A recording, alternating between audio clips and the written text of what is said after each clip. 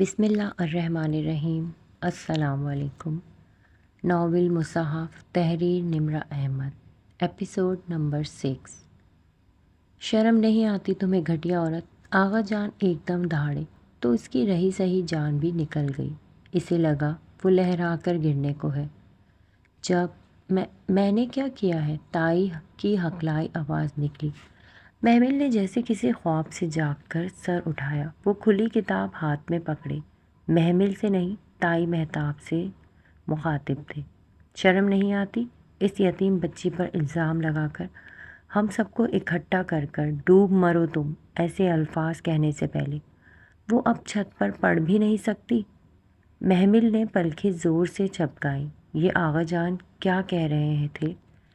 مگر آغا صاحب، وہ اس کتاب میں ڈوب مرو تم بے دین عورت، وہ قرآن پڑھ رہی تھی، تم قرآن کی حرمت کا تو پاس رکھ لیتی۔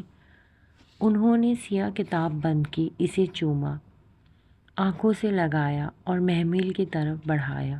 بیٹا، نیچے پڑھ لیتی تو سب پریشان نہ ہوتے۔ یہ لو۔ وہ اسے کتاب تھما کر ایک غصیلی نگاہ ان عورتوں پر ڈال کر واپس ہوئے۔ ہاں تو اب چوروں کی طرح پڑھے گی تو بندہ شک تو کرے گا ہی، ورنہ میرا کیا دماغ خراب ہے کہ یوں کہتی؟ تائی شرمندہ سی پلٹی۔ آغا جان کبھی کبھار انہیں یوں ہی سب کے سامنے جھڑک دیا کرتے تھے، خصوصاً جب وہ اپنے رشتہ داروں پر بے دریغ پیسے لٹاتی تھی، اور نہیں تو کیا۔ آہستہ آہستہ سب نادم سے پلٹ گئے۔ وہ اسی طرح ساکت سی کتاب ہاتھ میں لیے کھڑی تھی۔ ٹیرس خالی ہو چکا تھا، سب جا چکے تھے، پرسکون اور سرخرو مسرت بھی، اور وہ اسی طرح پتھر کا بت بنے وہاں کھڑی تھی۔ اس کتاب کا ہر صفحہ تمہارے گزرے دن کی روداد ہے۔ یہ کتاب کبھی پرانی نہیں ہوگی۔ تم سب کو اپنی مٹھی میں کر کے دنیا پہ راج کرو گی۔ اس سیاہ فام لڑکی کا ایک ایک فقرہ تماچے کی طرح اس کے منہ پر برس رہا تھا۔ تڑاق تڑاق تڑاق۔ اسے لگا وہ کبھی اپنی جگہ سے ہل نہیں سکے گی، یوں ہی صدیاں اسی اندھیرے ٹیرس پر کھڑی رہے گی۔ دھوکہ، مذاق، فریب، تمسخر۔ قرآن کی بے حرمتی اس سیاہ فام لڑکی نے کیا نہیں کہا تھا۔ اتنا بڑا مذاق ایک پریشان حال لڑکی کو سبز باغ دکھا کر اسے اسی کی مقدس کتاب پکڑا دی۔ یہ کیا ہوا تھا اس کے ساتھ؟ اس کے ہاتھ ابھی بھی لرز رہے تھے۔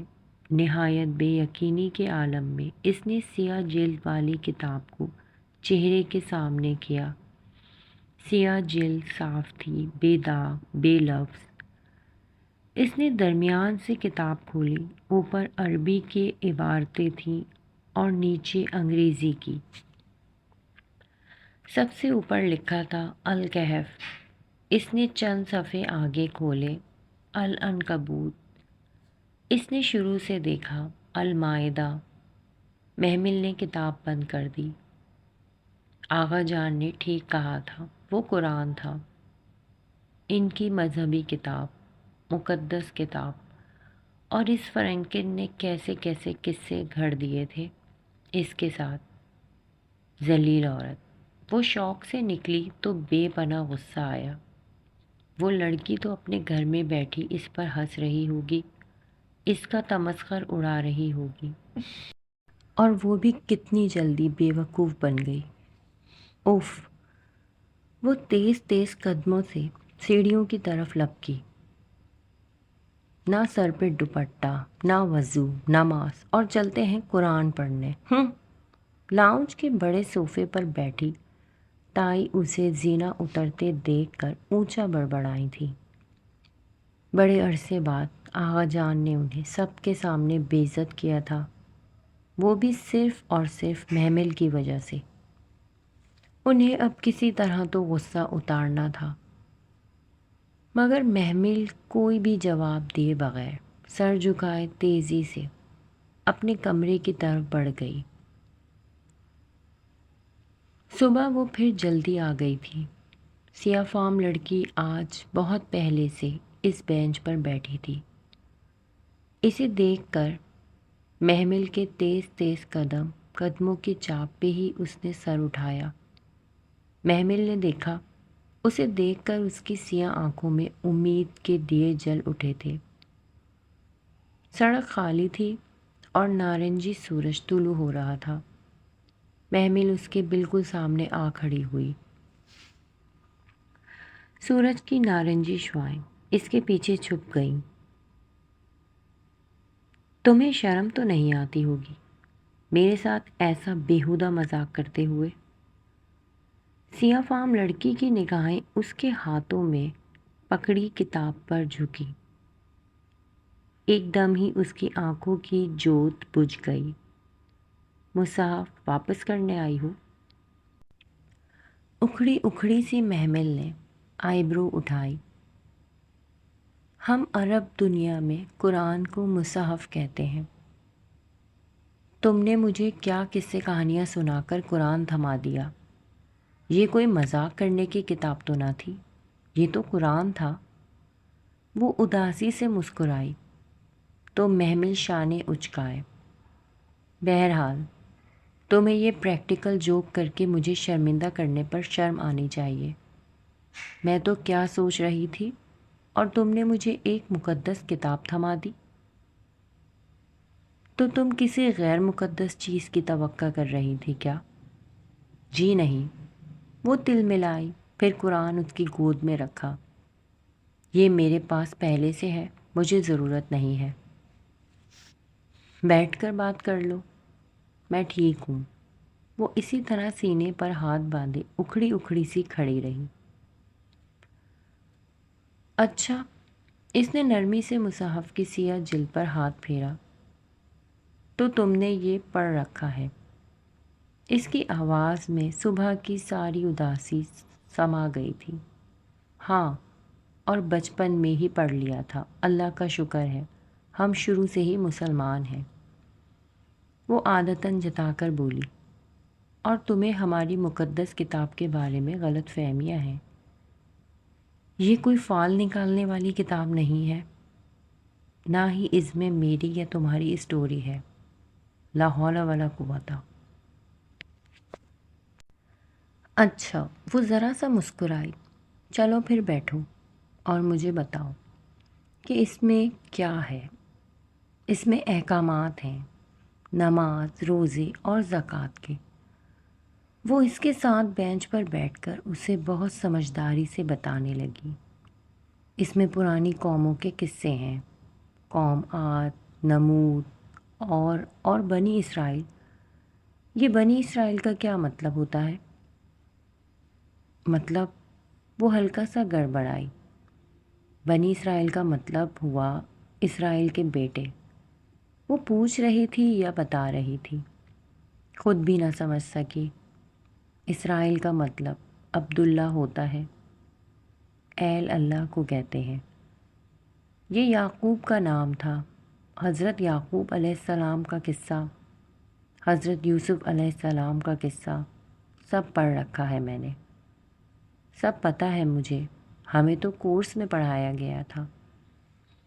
یوسف علیہ السلام اور زلیخا والا قصہ؟ یوسف علیہ السلام اور کس والا قصہ؟ سیاہ فام لڑکی کی آنکھوں میں حیرت ابھری۔ یوسف علیہ السلام اور زلیخا والا قصہ؟ عزیز مصر کی بیوی کا نام زلیخا تھا کیا نہیں تھا؟ وہ کنفیوزڈ ہو گئی۔ کوئی دلیل ہے تمہارے پاس، کوئی حجت؟ دلیل، حجت؟ وہ ٹکر ٹکر اس کا چہرہ دیکھنے لگی۔ ہمارے کورس کی گائیڈ بک میں لکھا تھا۔ کورس کی گائیڈ بک انسان کی بات ہے، اور انسان کی بات میں دلیل نہیں ہوتی۔ دلیل صرف قرآن یا حدیث سے پیش کی جاتی ہے، کیونکہ وہ دونوں نازل خداوندی ہوتے ہیں۔ قرآن حدیث میں اور نہ ہی اسرائیلیات میں کہیں بھی نہیں بتایا گیا کہ اس عورت کا نام زلیخا تھا۔ اس کا لہجہ نرم تھا۔ مصر کی اس عورت سے ایک غلطی ہوئی تھی۔ ایک جرم سرزد ہوا تھا مگر اللہ نے اس کا پردہ رکھ لیا۔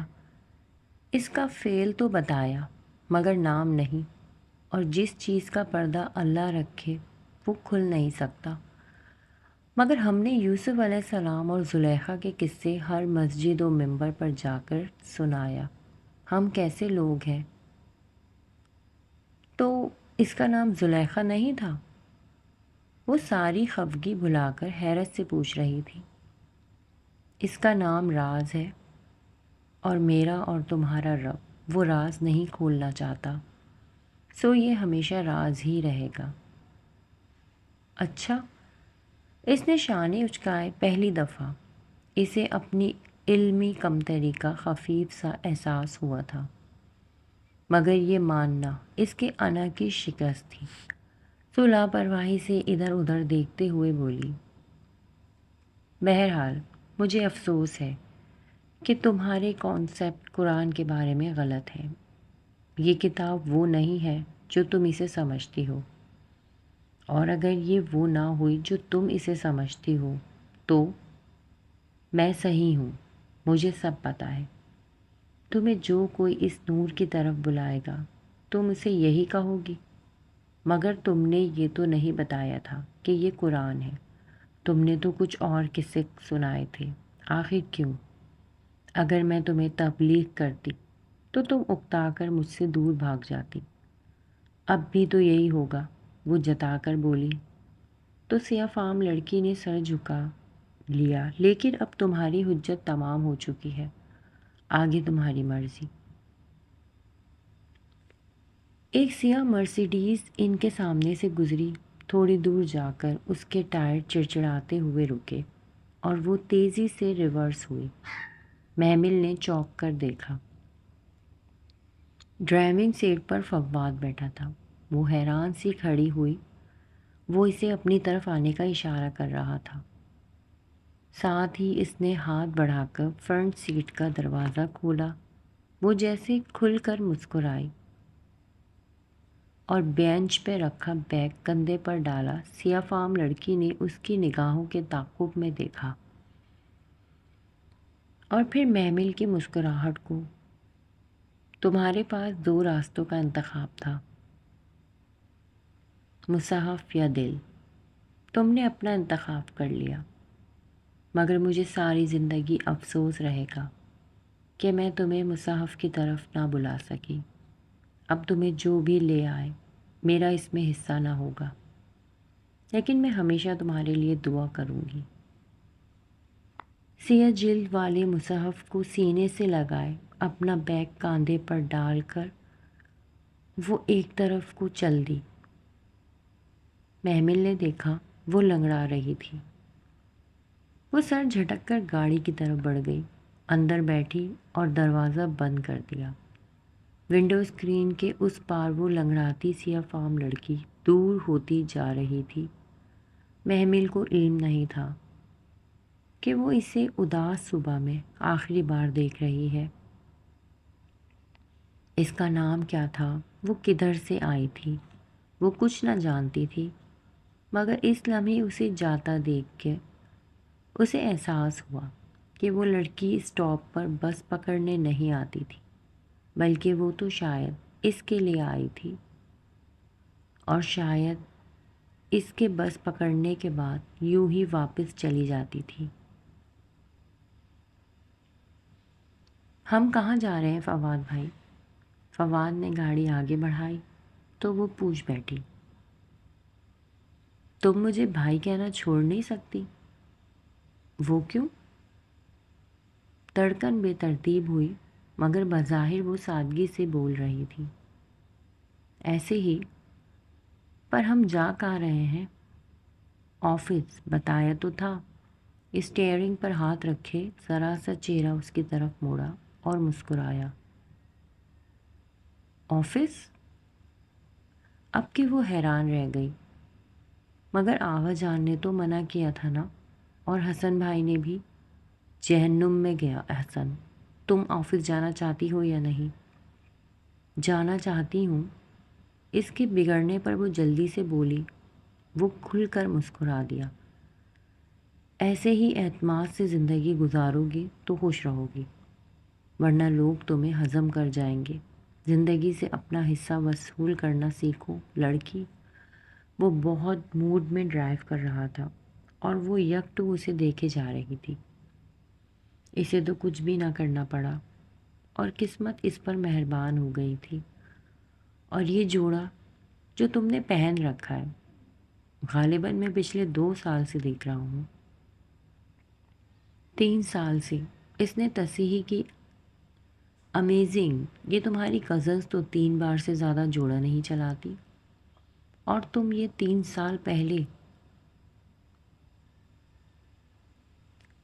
سال پہلے عید پر بنوایا تھا۔ محمل نے کرتے کے دامن پر ہاتھ پھیرتے بغور اسے دیکھا۔ میرے پاس اتنے پیسے نہیں ہوتے کہ میں نئے جوڑے بنوا سکوں۔ آغا جان تو بس عید کے کپڑوں کے پیسے دیتے ہیں۔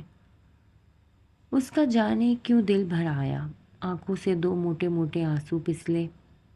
ارے نہیں محمل، ایسے نہیں روتے۔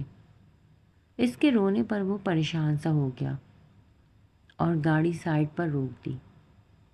میرا مقصد تمہیں ہرٹ کرنا نہیں تھا، اور جب میں ہوں تو تمہیں فکر کرنے کی ضرورت نہیں۔ اس نے سر اٹھایا۔ کانچ سی بھوری آنکھیں بھیگی ہوئی تھیں۔ اور ابھی آفس نہیں جاتے؟ جینا سپر چلتے ہیں، وہاں سے تمہارے لیے ڈیزائنر ویئر لیں گے۔ تم بہت خوبصورت ہو محمل، تمہیں خوبصورت چیزیں ہی پہننا چاہیے۔ وہ اس کے بہت قریب مغمور سا ہو کر بولا، پھر چونکا اور سیدھا ہو کر انگیش میں چابی گھمائی۔ وہ سر جھکائے ہتھیلی کی پشت سے بھیگے رخسار رگڑنے لگی۔ ایک دل فریب مسکراہٹ اس کے لبوں پر بکھر گئی۔ اگر جو تائی اماں کو پتہ چلے کہ ان کا یہ ولی عہد میرے آنسوؤں کی اتنی پرواہ کرتا ہے تو کتنا مزہ آئے گا۔ فواد ترک کا وہ پتہ تھا جس کے ذریعے ان سب ظالموں سے انتقام لینا تھا۔ وہ اسے ڈیزائنر آؤٹ لیٹس پہ لے گیا۔ آج کل ایسی شرٹس کا فیشن ہے۔ ایک تنقیدی نگاہ اس پر ڈال کر اس نے جدید تراش خراش کے لباس کا ہینگر اتارا اور اس کے کندھے کے ساتھ لگایا۔ یہ ٹھیک ہے، تمہیں کیسا لگا؟ اچھا ہے۔ وہ تو جیسے بول ہی نہ پا رہی تھی۔ یہ پیک کر دے۔ اس نے ہینگر بے نیازی سے سیلز گرل کی طرف بڑھایا اور دوسرے ریک کی طرف بڑھ گیا۔ سدرا کی منگنی کے لیے بھی کوئی اچھا سا جوڑا تو لینا ہوگا نا؟ سدرا باجی کی منگنی؟ وہ چوکی۔ ہاں، اس کا رشتہ طے ہو گیا ہے اور نیکسٹ سنڈے اس کی منگنی ہے، تمہیں نہیں پتہ؟ وہ ایک ریک سے کپڑے الٹ پلٹ کر دیکھ رہا تھا۔ نہیں، وہ گھر میں غائب دماغ رہتی تھی یا تائی اماں نے یہ خبر چھپا کر رکھی تھی؟ وہ فیصلہ نہ کر سکی۔ یہ منگنی کے فیشن کے لیے اچھا ہے نا؟ اس نے ایک نارمل سا جوڑا نکال کر اسے دکھایا۔ محمل اس کے قریب چلی آئی۔ بہت کلاسک سا تھا، اسے بھی پیک کر دیں۔ اس کے چہرے پر پسندیدگی دیکھ کر اس نے بھی وہ سیلز گرل کو تھما دیا۔ بس بہت ہے فواد بھائی، میں اتنا سب گھر کیسے لے کر جاؤں گی؟ جب وہ اگلے بوتیک کی طرف بڑھا تو اس نے گھبرا کر روک دیا۔ واقعی یہ تو میں نے سوچا ہی نہیں۔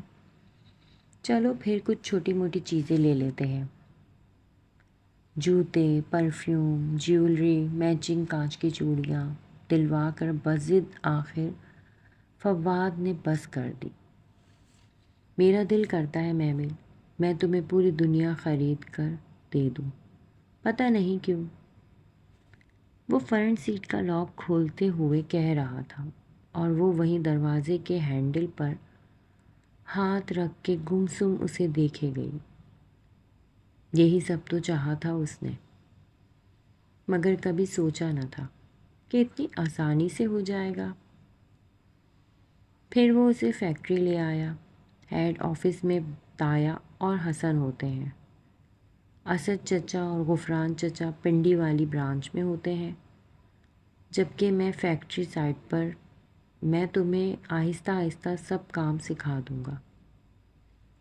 ठीक ठीक है, मगर मैं घर में क्या कहूँगी? तुम ट्यूशन पढ़ाने जाती हो ना, तो बस तुम्हें एक और ट्यूशन मिल गई है, जिसकी पे से तुमने अपने लिए शॉपिंग कर ली है। मुसर्रत चची को शॉपिंग के बारे में यही कह देना। बाकियों को कुछ दिखाने की ज़रूरत ही नहीं, राइट? अब चाय लोगी या कॉफ़ी? कॉफ़ी। और इसके मुकाबिल कुर्सी की पुश्त से टेक लगा ली। गुड। वो भी मुस्कुरा दिया। मुस्कुराते हुए वो बहुत अच्छा लगता था। इस रोज़ फवाद ने उसे कोई काम न करने दिया। बस इधर बैठकर मुझे ऑब्ज़र्व करो, सीखो कहकर उसे अपने सामने बिठा दिया। काम करते करते वो गाए बगाए निगाह उठाकर उसे मुस्कुराकर देखता तो वो हंस पड़ती। वो दिन इसे अपनी ज़िंदगी का बेहतरीन दिन लगा। अम्मा, मुझे दूसरी ट्यूशन भी मिल गई है, सो आइंदा सुबह जाया करूँगी।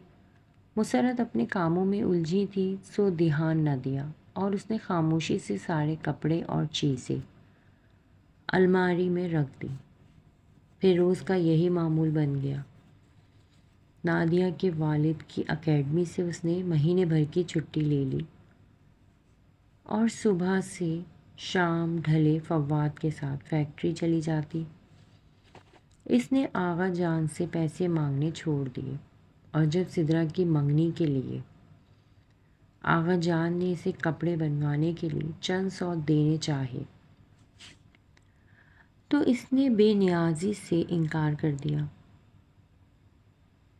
थैंक यू आगा जान, मगर मेरे पास पहले ही बहुत है। 3 ट्यूशन पढ़ाती हूँ, मेरे खर्चे पूरे हो रहे हैं। फिर भी अगर चाहिए होंगे तो आपसे मांग लूँगी।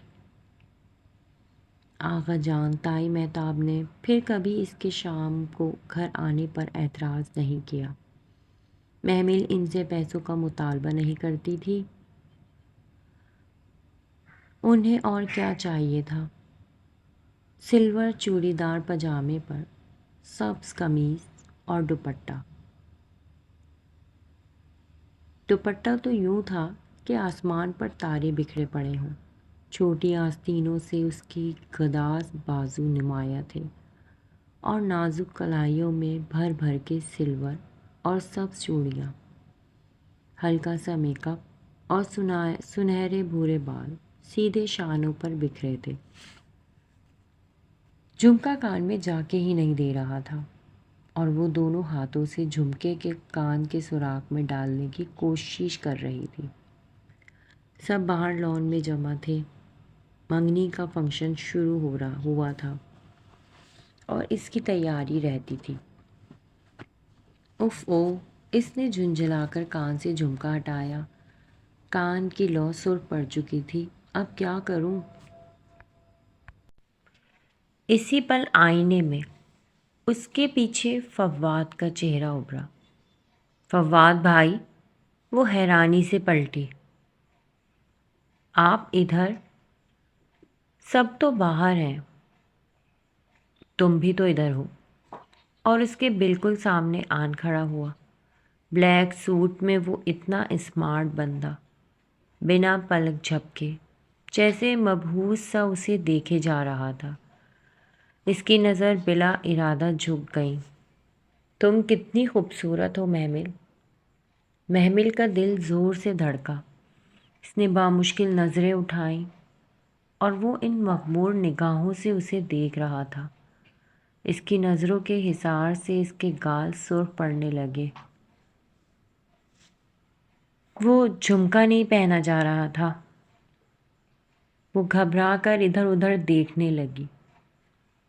लो, इतनी सी बात थी और तुमने पूरा कान सुर कर डाला। इसने नर्म लहजे में कहते हुए उसके भूरे बालों को छुआ और फिर पीछे हट गया। وہ بھی سنبھل کر جھمکے کا سہارا لگانے لگی۔ ایک دم ہی فواد کچھ کہے بنا باہر نکل گیا۔ وہ جو پچھلے لمحے کے فصوں میں کھوئی تھی چونک کر پلٹی۔ وہ دروازہ بند کر کے جا چکا تھا۔ یہ کیا؟ وہ الجھ کر آئینے کی طرف پلٹی تو حسن سیڑھیوں کے اوپر کھڑا تیکھی نگاہوں سے اسے دیکھ رہا تھا۔ وہ گڑبڑا کر جلدی جلدی بالوں میں برش پھیرنے لگی، مگر حسن تیزی سے سیڑھیاں پھلانگتا نیچے آیا۔ اگر آج کے بعد میں نے تمہیں فواد کے 10 فٹ قریب بھی دیکھا تو ٹانگیں توڑ کر گھر بیٹھا دوں گا۔ غصے سے اس کی کلائی پکڑ کر اس نے اتنی زور سے جھٹکا دیا کہ وہ چیخ پڑی۔ حسن بھائی، آئی سمجھ یا نہیں؟ اس نے دوبارہ جھٹک کر اس کی کلائی چھوڑ دی اور لمبے ڈگ بھرتا باہر نکل گیا۔ وہ ساکت سی اپنی جگہ کھڑی رہ گئی۔ اس نے چوڑیوں والی کلائی تھامی تھی اور آدھی سے زیادہ چوڑیاں ٹوٹ کر گرنے لگی تھیں۔ بہت سا کانچ اسے چبھ گیا تھا اور جگہ جگہ سے خون کے قطرے رسنے لگے۔ یہ حسن بھائی، انہیں کیا ہوا؟ وہ دکھ سے اپنی زخمی کلائی دیکھتی رہ گئی۔ سب کانچ کے ٹکڑے فرش پر بکھرے تھے۔ اس کی آنکھوں میں آنسو آ گئے۔ یتیم ہونے کا مطلب یہ تھا کہ جس کا دل چاہے اس پہ ہاتھ اٹھائے۔ وہ آنسو پیتی اندر کے زخم کو بامشکل برداشت کرتی جھک کر کانچ چننے لگی۔ دل چاہ رہا تھا کہ خوب روئے، مگر خود کو سنبھالے وہ دوسری چوڑیاں پہن کر باہر آ گئی۔ سدرا صوفے پر دلہن کی طرح سجی سنوری بیٹھی تھی۔ عام سی شکل کی سدرا بہت سے میک اپ کے بعد بھی عام سی لگ رہی تھی۔ اس کا منگیتر قدرے موٹا تھا اور شرمایا ہوا بھی۔ اس میں کچھ ایسا نہ تھا کہ کوئی متاثر ہوتا، اور ندا ثانیہ مسکرا مسکرا کر دل جلے تبصرے بھی کر رہی تھی۔ سننے میں آیا تھا کہ وہ مہتاب تائی کے کسی سیکنڈ کزنز کا بیٹا تھا، یہیں اسلام آباد میں ایک اچھی پوسٹ پر کام کر رہا تھا۔ جانے کب رشتہ آیا اور ہاں ہوئی، اسے اور مسرت کو تو غیروں کی طرح اطلاع دی گئی۔ لان میں کمکموں اور روشنیوں کی بہار تھی۔ وہ اس وقت باہر آئی تو رسم ہو رہی تھی اور سمدنیں ایک دوسرے کو مٹھائی کھلا رہی تھی۔ سب ہنس بول رہے تھے۔ وہ خاموش سی گھاس پر چلتی ہوئی ایک کرسی پر آ بیٹھی۔ اس کا دل اور آنکھیں غمگین تھیں۔ فواد بھی وہیں اسٹیج پر کسی کی بات پر ہنستا ہوا اپنی بہنوئی کو مٹھائی کھلا رہا تھا۔ محمل نے ارد گرد متلاشی نگاہوں سے دیکھا۔ اسٹیج کے سامنے گھاس پر ساڑی میں ملبوس فضہ اپنی کسی جاننے والی خاتون سے حسن کا تعارف کرا رہی تھی۔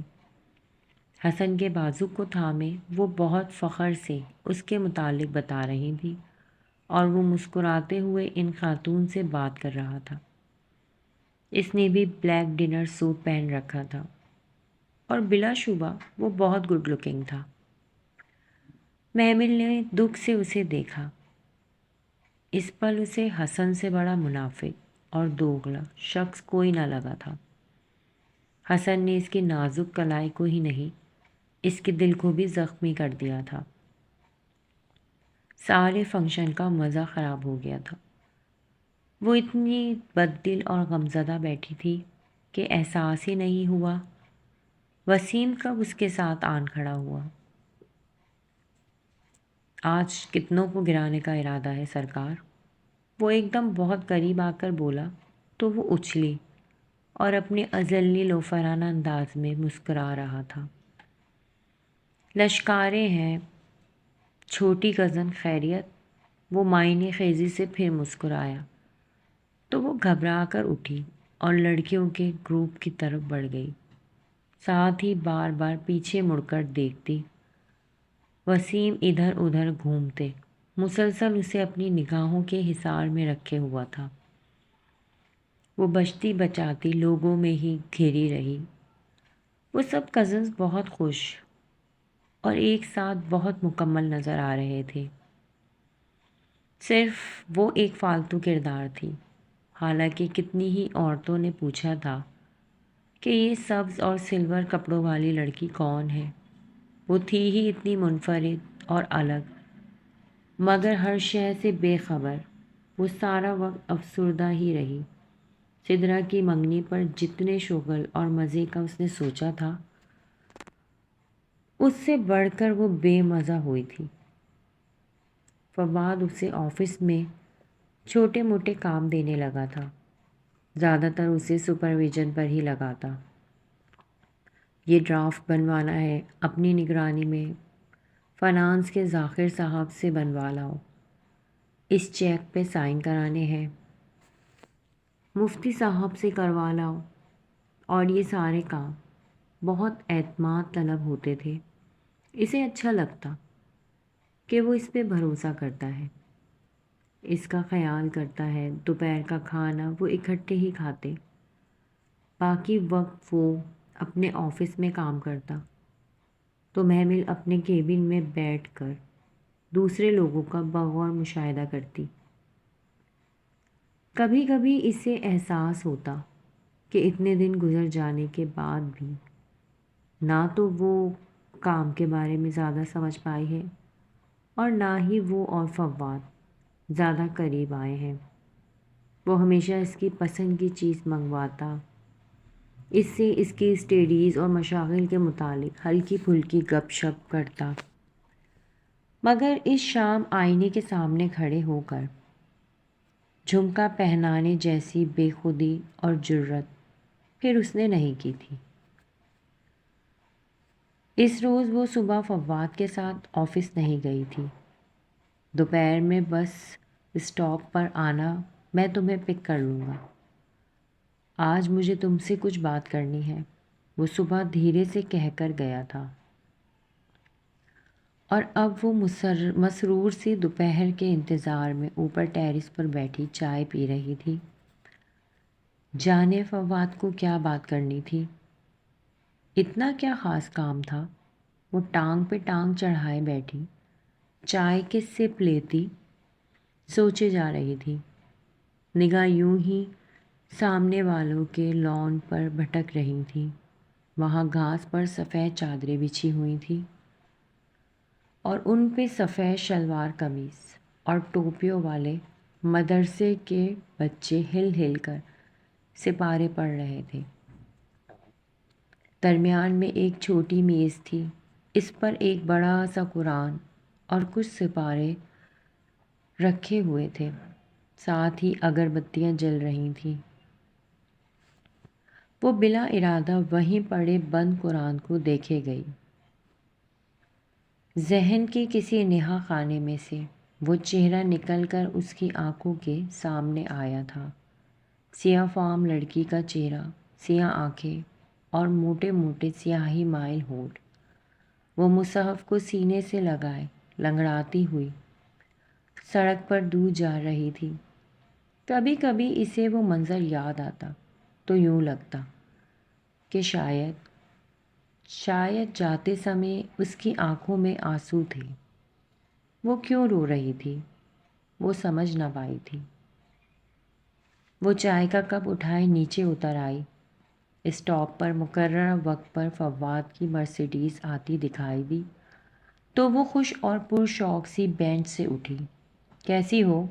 وہ دروازہ کھول کر اندر بیٹھی تو وہ مسکرا کر جیسے بے تابی سے پوچھ رہا تھا، ٹھیک ہوں فواد بھائی، آپ کیسے ہیں؟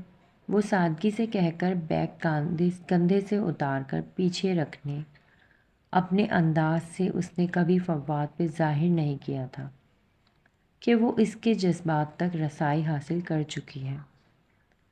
وہ ہمیشہ خود کو اس کے احسانوں کے بوجھ تلے ممنون ظاہر کرتی تھی۔ آج کا دن بہت اسپیشل ہے محمد، وہ کار سڑک پر ڈال کر بہت جوش سے بتا رہا تھا۔ آج مجھے تم سے بہت کچھ کہنا ہے۔ جی کہیے۔ ابھی نہیں، ابھی سرپرائز نہیں کھول سکتا۔ اچھا، ایسا کیا ہے فواد بھائی؟ تم خود دیکھ لینا۔ خیر ابھی تو ہم شاپنگ پر چل رہے ہیں۔ تمہارے لیے کچھ اسپیشل لینا ہے کپڑے؟ مگر ابھی تو کوئی فنکشن قریب نہیں ہے۔ ہے نا، آج ہے کچھ خاص۔ اچھا، کون کون ہوگا ادھر؟ میں اور تم۔ اس نے مبہم سا مسکرا کر اس کی آنکھوں میں دیکھا۔ آفس میں؟ وہ کچھ کچھ سمجھ رہی تھی مگر انجان بنی رہی۔ میریٹ میں آج ہم ساتھ ڈنر کریں گے۔ میریٹ لمحے بھر کو تو وہ سانس لینا بھول گئی تھی۔ میریٹ میں ڈنر تو کیا، اس نے تو کبھی اندر سے میریٹ کی شکل بھی نہ دیکھی تھی۔ لیکن پھر ڈنر کا لفظ اس سے ذرا سا پریشان کر گیا۔ میں اتنی رات کو کیا کہہ کر باہر رہوں گی فواد بھائی؟ وہیں ہم جلدی آ جائیں گے اور آج رات میں خود تمہیں گھر لے کر جاؤں گا، سب کے سامنے۔ لیکن آف کورس تمہارے جواب کے بعد۔ جواب؟ کس چیز کا جواب؟ کچھ پوچھنا ہے تم سے۔ اس کا دل زور سے دھڑکا۔ کیا وہ جو سمجھ رہی تھی سچ تھا؟ مگر کیا؟ یہ تو وہی بتاؤں گا۔ آؤ کچھ کپڑے لیتے ہیں تمہارے۔ وہ کار پارک کر کے سیٹ بیلٹ ہٹا رہا تھا۔ مگر یہ ٹھیک تو ہے، اس نے معمولی سا احتجاج کیا۔ آج تو میں اسپیشل تیار ہونا پڑے گا۔ اس کے انداز میں نرم سی دھونس تھی۔ وہ ہنس کر اچھا کہتی نیچے اتر آئی۔